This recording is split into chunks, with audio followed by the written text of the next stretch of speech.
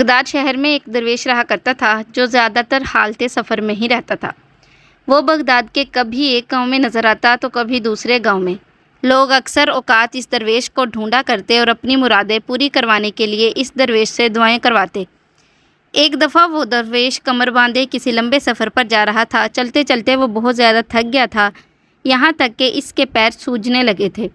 اسے بھوک بھی بہت زوروں کی لگ رہی تھی، پھر بھی وہ چلتا رہا۔ نہ جانے اس نے ابھی کتنی دور جانا تھا کہ سورج غروب ہونے لگا۔ اتنے میں وہ کسی ایک گاؤں میں پہنچ گیا۔ سوچنے لگا کہ آج رات اسی گاؤں میں آرام کرنا چاہیے، صبح تازہ دم ہو کر پھر آگے چلوں گا۔ یہی سوچ کر وہ ایک بڑے سارے شاندار مکان کے پاس گیا اور دروازے پر دستک دی۔ تھوڑی دیر میں ایک موٹی سی عورت نے دروازہ کھولتے ہی پوچھا، کون ہو تم اور کیا چاہتے ہو؟ درویش نے بڑی نرمی سے جواب دیا، میں ایک مسافر ہوں، آج کی رات اگر آپ مجھے آرام کرنے کے لیے تھوڑی سی جگہ دے دیں تو بڑی مہربانی ہوگی۔ عورت نے گرجتے ہوئے کہا، دفع ہو جائے یہاں سے، اگر میں ایسے ہی تمہارے جیسے ہر نکمے آدمی پر مہربانی کرنے لگوں تو اپنے گھر کا خرچ کیسے پورا کر پاؤں گی؟ وہ درویش آدمی مایوس ہو کر آگے بڑھ گیا۔ اس عورت کے پڑوس میں ایک ٹوٹا پھوٹا پرانا سا مکان تھا۔ درویش نے اس مکان کا دروازہ کھٹکھٹایا۔ ایک کمزور سی بڑھیا نے دروازہ کھولا اور بولی، آؤ بھائی، کہاں سے آئے ہو اور کیا چاہیے؟ درویش بولا، بڑی بھی میں ایک تھکا ہارا مسافر ہوں، مجھے رات گزارنے کے لیے تھوڑی سی جگہ چاہیے۔ اگر آج کی رات بسر کرنے کے لیے آپ اپنے گھر میں مجھے تھوڑی سی جگہ دے دیں تو بڑی مہربانی ہوگی۔ بڑھیا نے بڑی نرمی سے کہا، آ جاؤ بھائی، اس مکان میں پہلے بھی تو اتنے سارے لوگ رہتے ہیں، تم بھی آ جاؤ گے تو کیا فرق پڑ جائے گا؟ جب درویش اندر گیا تو اس عورت نے چارپائی پر بکھرے کپڑے سمیٹ کر ایک سائڈ پر رکھ دیے اور چارپائی مسافر کے آرام کرنے کے لیے خالی کر دی۔ درویش کی آدھی تھکان تو بڑھیا کی نرمی کی فراق دلی کی وجہ سے ہی اتر چکی تھی۔ وہ گھر کے اندر جا کر چارپائی پر بیٹھا اور بیٹھا بیٹھا اس گھر کا جائزہ لینے لگا۔ اس نے دیکھا کہ گھر میں چھوٹے بڑے کئی بچے ہیں اور سبھی نے پھٹے پرانے کپڑے پہن رکھے ہیں۔ یہ دیکھ کر درویش نے بوڑھی عورت سے پوچھا، نیک بخت عورت، تو اپنے بچوں کے لیے نئے کپڑے کیوں نہیں بنا دیتی؟ بوڑھی عورت نے ایک ٹھنڈی سانس بھرتے ہوئے کہا، بھائی میں ایک غریب عورت ہوں، محنت مزدوری کر کے کسی نہ کسی طرح سے ان کا پیٹ پالتی ہوں، لیکن کپڑے بنانے کے لیے پیسے کہاں سے لاؤں گی؟ اپنی طرف سے تو پوری کوشش کرتی ہوں لیکن پورا ہی نہیں پڑتا۔ خیر اب تو کھانے کا وقت ہو گیا ہے، آؤ جیسا بھی رکھا سکھا اسی میں شریک ہو جاؤ۔ جب درویش نے دسترخوان پر نظر ڈالی تو دیکھا کہ تھوڑی سی روٹیاں، تھوڑے سے چاول اور پتلی سی دال ہے، جو ان بچوں کے لیے بھی کافی نہیں تھی۔ یہ دیکھ کر درویش نے کہا، بڑی بھی میرے پاس کھانا پہلے سے موجود تھا، وہ میں نے کھا لیا اور اب مجھے بھوک نہیں۔ بچوں کے ساتھ تم کھانا کھاؤ، میں بہت تھکا ہوا ہوں اس لیے آرام کرنا چاہتا ہوں۔ یہ کہتے ہوئے درویش چارپائی پر لیٹ گیا اور تھوڑی دیر میں سکون کے ساتھ نیند سے سو گیا۔ صبح اٹھتے ہی درویش نے بڑی عورت سے کہا، بڑی بھی تم نے ایک تھکے ہارے مسافر کو اپنے گھر میں جگہ دے کر بڑا ہی نیکی کا کام کیا ہے۔ میں تمہاری مہمان نوازی کا بڑا شکر گزار ہوں۔ میں اللہ سے دعا کرتا ہوں کہ آج کے دن صبح سے تم جو بھی کام شروع کرو شام تک وہی کرتی رہو۔ یہ سن کر بڑھیا نے مسکراتے ہوئے جواب دیا، اے مہربان بھائی، تمہاری دعا کے بغیر بھی تو میں سارا دن کام ہی کرتی رہتی ہوں۔ صبح ہوتے ہی کام کرنا شروع کر دیتی ہوں اور رات گئے تک کام کرتی ہوں اور کام ختم ہونے کا نام ہی نہیں لیتا۔ بڑھیا یہ باتیں کر ہی رہی تھی کہ اس نے آنکھیں اٹھا کر دیکھا تو درویش وہاں سے جا چکا تھا۔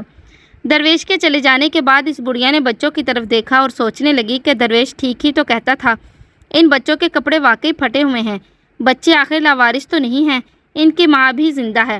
گھر میں کپڑے کا ایک ٹکڑا پڑا ہوا تھا، سب کے نہ صحیح جس کسی کے ناپ کا بھی بنتا ہے بنا دیتی ہوں، زیادہ ناپ کر تو دیکھوں شاید بڑے لڑکے کا ہی کرتا بن جائے یا پھر شاید چھوٹے بچے کا۔ یہی سوچ کر وہ پڑوسن کے ہاں کپڑا ماپنے کے لیے فیتا مانگ لائی۔ واپس آ کر اس نے صندوق سے کپڑا نکالا اور بڑے لڑکے کے لیے 1.5 گز کپڑا ماپ لیا۔ یہ دیکھ کر وہ بہت حیران ہوئی کہ کپڑا اب بھی اتنا ہی موجود تھا۔ اس نے دوسرے بچے کے لیے بھی کپڑا ماپ لیا لیکن کپڑا پھر بھی اتنا ہی تھا۔ اس کے بعد وہ سارے بچوں کا کپڑا ماپتی رہی، یہاں تک کہ وہ سینکڑوں بار ماپ چکی تھی لیکن کپڑا ختم ہونے کا نام ہی نہیں لے رہا تھا۔ کپڑے کا ٹکڑا بدستور اتنا ہی رہتا۔ فرش پر ناپے ہوئے کپڑے کا ڈھیر لگ گیا لیکن پھر بھی وہ کپڑا ختم ہونے میں نہ آیا، مگر جیسے ہی سورج غروب ہوا تو وہ کپڑا بھی ختم ہو گیا۔ عین اسی وقت اس کے دروازے پر کسی نے دستک دی تو بڑھیا دروازے کی طرف لپکی۔ دروازہ کھول کر دیکھا تو وہ پڑوسن اپنا فیتا واپس لینے آئی تھی۔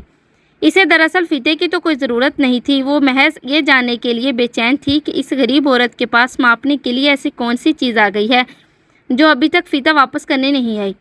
اب جو اس نے دیکھا تو اس کی آنکھیں پھٹی کی پھٹی رہ گئی۔ سارے کا سارا گھر نئے اور اچھے اچھے کپڑوں سے بھرا پڑا تھا۔ وہ حیران ہو کر پوچھنے لگی، ارے بڑی بھی، یہ اتنا سارا کپڑا آج تمہارے گھر میں کہاں سے آ گیا؟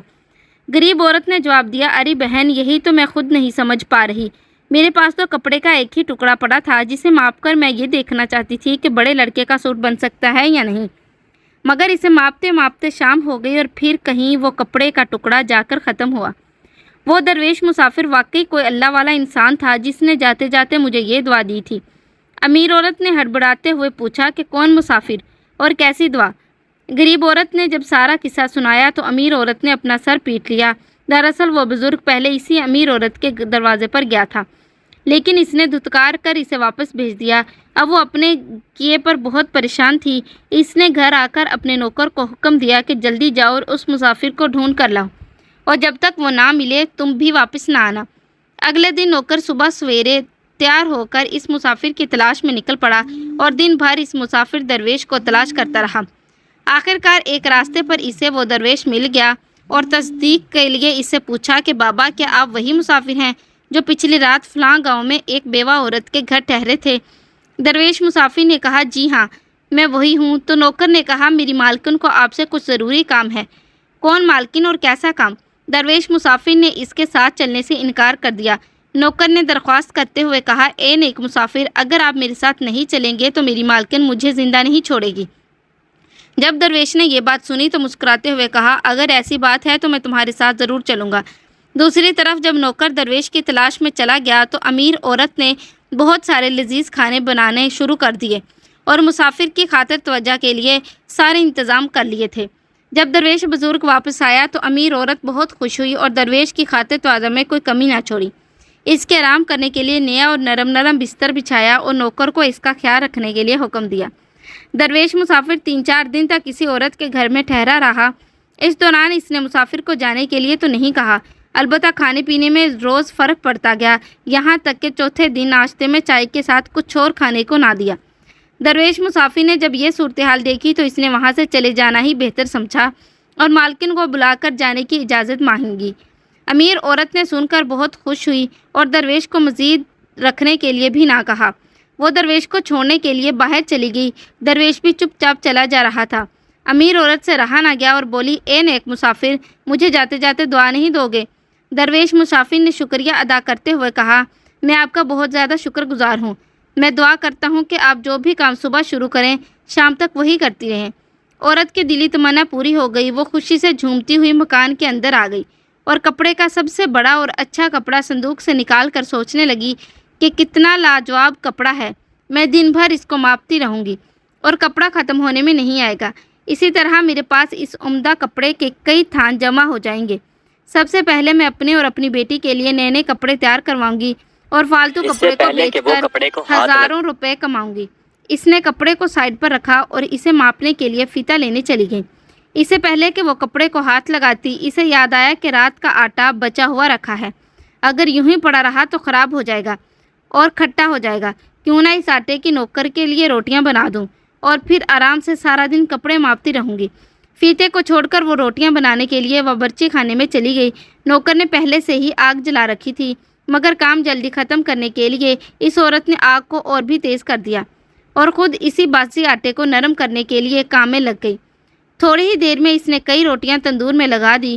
تندور میں کیونکہ ضرورت سے زیادہ آگ تھی اس لیے ساری روٹیاں جل کر راکھ ہو گئیں۔ اس نے ایک بار پھر تندور میں روٹیاں لگا دیں۔ اس بار بھی جب اس نے روٹیاں نکالی تو وہ بھی جلی ہوئی تھیں۔